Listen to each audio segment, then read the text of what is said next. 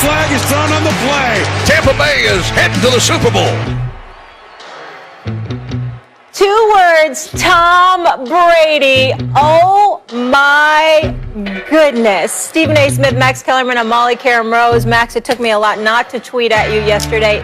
This man is unreal. I know you're both a little sour today. That bad man got taken down. Let's get right into it. Stephen A's at a loss for words for once here. The Bucs beat the Packers 31-26, sending Tom Brady to his 10th Super Bowl.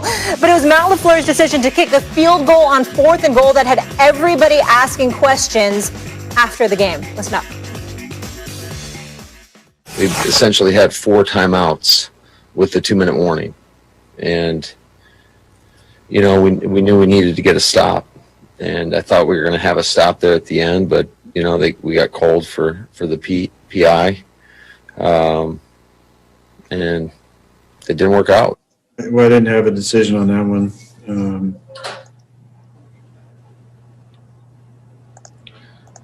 Yeah, that wasn't my decision. I thought maybe we're going to have 4 chances to go. I think Aaron Rodgers needs a new environment, but that's a later discussion in the show. First, Stephen A., let's focus on that 4th and goal call. Did that cost Aaron Rodgers a trip to the Super Bowl? I believe it did. And when I say that it cost him, meaning it eradicated any chance that he had of pulling it off. That's all I mean by that. There were a lot of plays that preceded that, and we get all of that. We understand that this is a 60-minute football game, and we get it. We also understand that Tom Brady and his greatness and at age 43 and all that he accomplished, that's the kind of stuff that we'll be talking about as the show progresses. But not Mike Patton, even though he was awful as a defensive coordinator. He was awful. Matt LaFleur. We're going back to LaFleur. We're not going LaFleur. We're going LaFleur. Right. Just for the purposes of today. If it sounds disrespectful, to hell with it. Matt LaFleur. They hit LaFleur last night.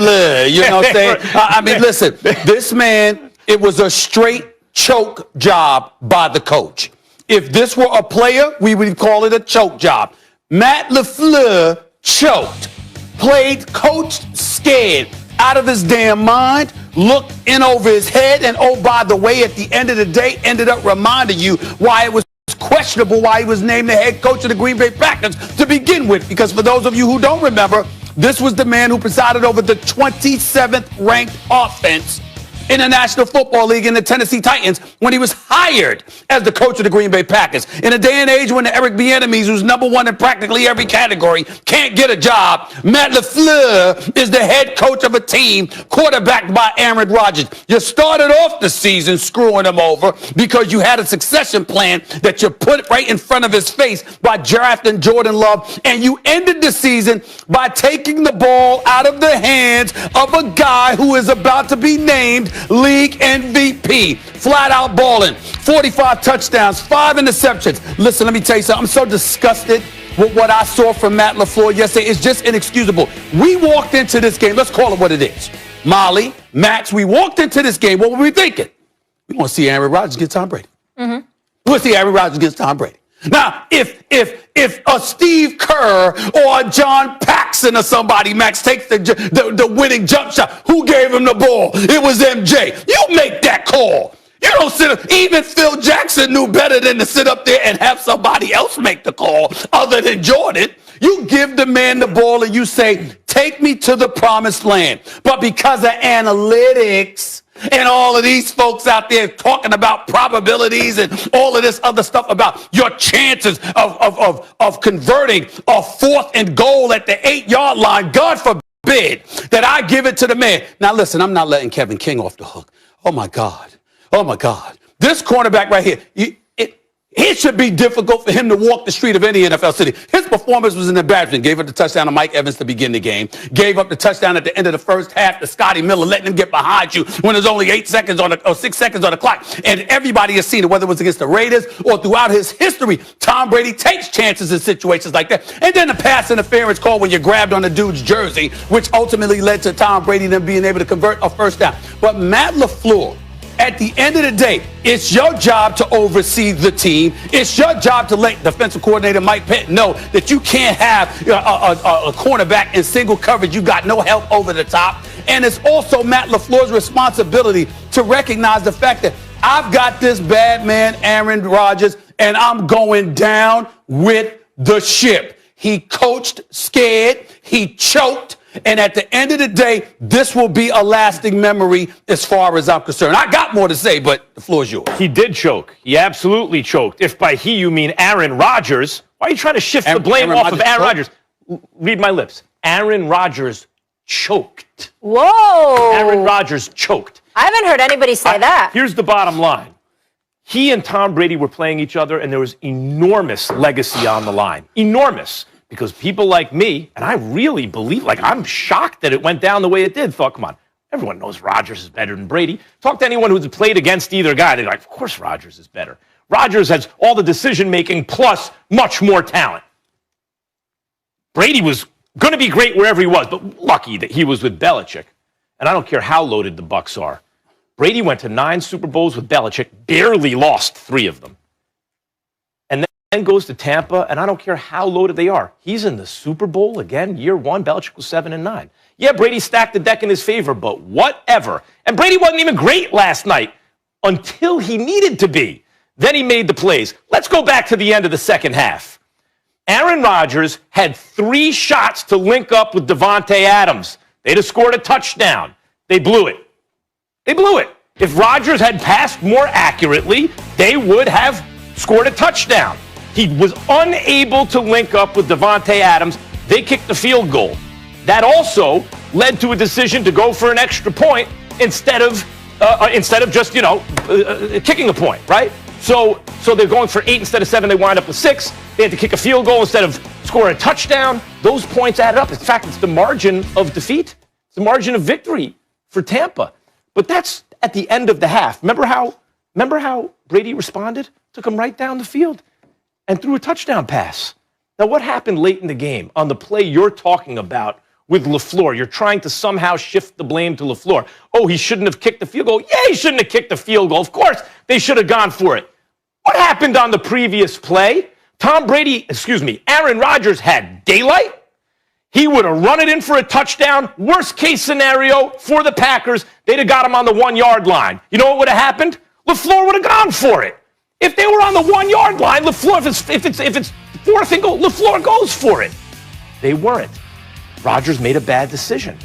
Rodgers is better than Tom Brady in every single aspect of the game up until it matters most.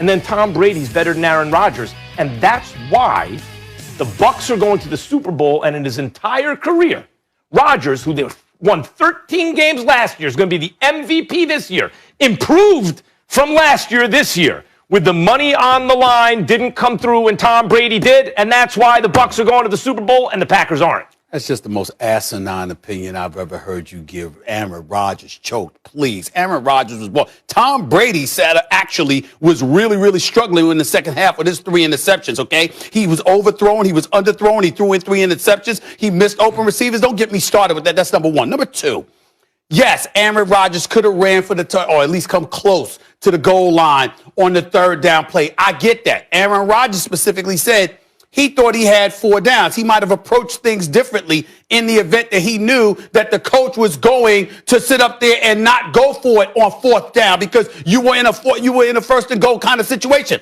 Aaron Rodgers said that. Matt LaFleur is on the record. LaFleur is on the record stating that the communication between the two should have been better. He sat up there and said he should have let him know. He should have made him recognize the kind of mindset that he had. So he wasn't communicating with his quarterback, just like he wasn't communicating with his defensive coordinator when he sat up there and left Kevin King alone, getting burnt all day, just schooled. You're going to sit up there and leave him in single coverage with no help over the top with 6 seconds left in the half with Tom Brady as your quarterback. And then the most egregious part of it all, the 4th and goal play where you took the ball out of Aaron Rodgers' hands. Why do you do that, Max Kellerman? Let's dissect that for 1 second here. He's a 6-time champion. He's been to 9 Super Bowls. The dude's record, his play in the clutch, which Molly could articulate just as well as anybody, okay, is well chronicled. You sit up there and take the ball out of Aaron Rodgers' hands with 2 minutes and 5 seconds left because you want your defense to prevent Tom Brady from getting a 1st down. Not driving down the field for a tying touchdown. Not driving down the field needing a field goal. All he needed was a first down. Then we'll stop and him, you're going to sit up there and hand Tom Brady the ball back when all he needs is a first down? You have any idea how dumb that is on Matt LaFleur's part? I agree, but if not for the PI call, they would have stopped them. And by the way, they missed the holding call on Wirfs on the same play. If not for the PI call, the guy would have caught the pass because the reason he didn't catch it. I don't even know if that was catchable. Excuse me, you could say that, but again, the guy's jersey was ranked. It was yanked. And that on the same play, Wirfs held the defender. The right tackle held the defender. And I know some people on Twitter are going, no, he didn't actually hold because there's a rule in place that if you get under... No. If you looked at the whole play, Wirfs hooked him early, rode him the whole way. It was textbook holding. Okay. And they didn't call that. But I'm not looking to blame a play or a call or a missed call. I'm not looking to blame a coach. I gave you a litany of examples of how the coach coached this game. I'm not looking to blame a coach. Whatever you say that cuts this way and that way, Rodgers had chances in this game where he didn't come through and Tom Brady did, period. Listen, Aaron Rodgers sat up there. He threw, what was it for, 300 plus yards. The brother was throwing dimes all afternoon long. Now, there was 2 3-and-outs in the third quarter. Obviously, you got to hold him accountable for that. You hit the goal line, you got to convert. I understand that, okay? He should have ran on that throw, that ensuing play, that third. Right. Absolutely. Listen, that's one play. I gave you a litany of items where Matt LaFleur, whether it's your defensive coordinator, the decisions that was being made, or him. How about the series with Adams right before the first half? Scared. That's what he did. The difference in the game, he had 3 shots in the red zone at Devontae Adams. He missed them all 3 times. They were unable to hook up. At one point, a pass got batted down. On the other side, Tom Brady took him right down the field and scored a touchdown.